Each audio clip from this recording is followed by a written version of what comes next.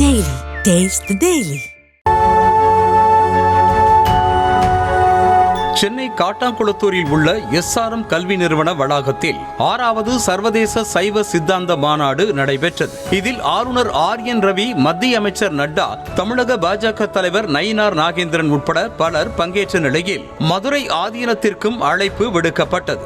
இதனால் நிகழ்ச்சியில் பங்கேற்பதற்காக கடந்த வெள்ளிக்கிழமை ஃபார்ச்சூனர் காரில் தனது சீடர்களோடு மதுரையில் இருந்து சென்னை வந்து கொண்டிருந்தார். சரியாக உளுந்தூர்பேட்டை அருகே சென்றபோது அதிவேகமாக வந்த மற்றொரு கார் ஆதீனத்தின் கார் மீது மோதிவிட்டு நிற்காமல் சென்றதாக கூறப்படுகிறது.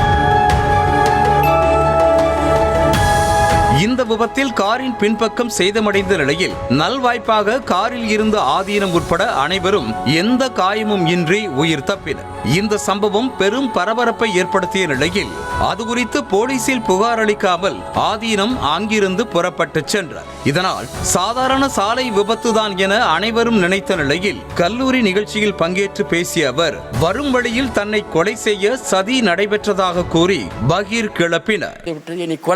கொலை செய்ய சதி பண்ணி விட்டார்கள். தர்மியாதீனம் தான் அவருடைய ஆசி தான் நீ காப்பாற்றிச்சு. மீனாட்சி சுந்தரத்தை பெருமான் தான் நீ காப்பாற்றினார்.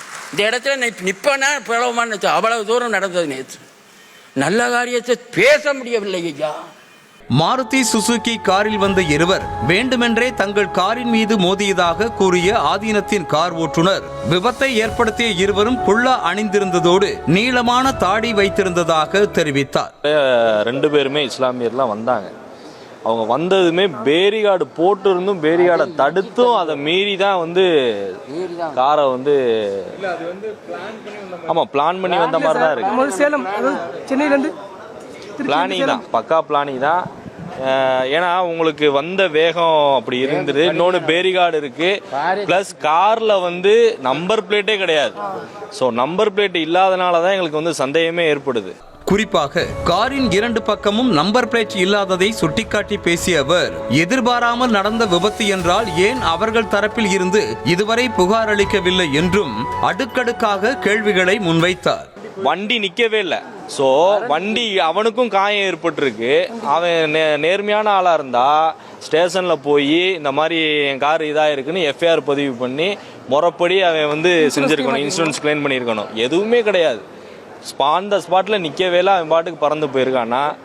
இதற்கிடையே கொலை முயற்சி நடந்ததாக கூறப்படும் விபத்து சாதாரணமான ஒன்று என காவல்துறை சார்பில் விளக்கம் அளிக்கப்பட்டிருக்கிறது.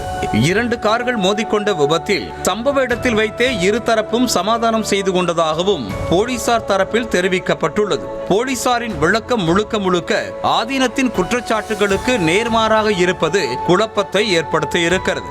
அதே சமயத்தில் உண்மையில் கொலை முயற்சி நடந்திருந்தால் ஆதீனம் தரப்பில் இருந்து இதுவரை புகார் எதுவும் அளிக்காதது ஏன் என்ற கேள்வியும் எழுகிறது. இதனால் விபத்து குறித்து போலீசார் முழுமையாக விசாரணை நடத்த வேண்டும் என கோரிக்கை எழுந்திருக்கிறது.